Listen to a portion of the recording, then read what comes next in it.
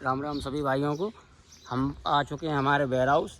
यहाँ पर हम करने वाले हैं धान का काम चालू। तो हमारी टीम पहुँच चुकी है बावड़ी पर और वहाँ हमारे सारे ट्रैक्टर रखे हुए हैं।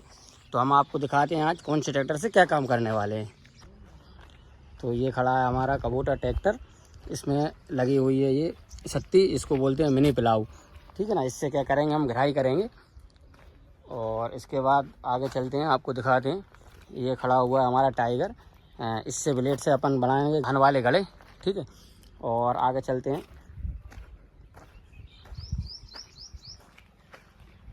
इसको तो आप सब जानते ही हैं, ये हमारा सेरा, इसमें लगा हुआ है सत्ता, इससे होगी आज घिराई। और ये खड़ा हुआ है हमारा सबसे पुराना ट्रैक्टर स्वराज 735 ना, इसमें हम लगाने वाले हैं पीछे वाली ब्लेड जो ये रखी हुई है, इससे करेंगे हम लेबलिंग।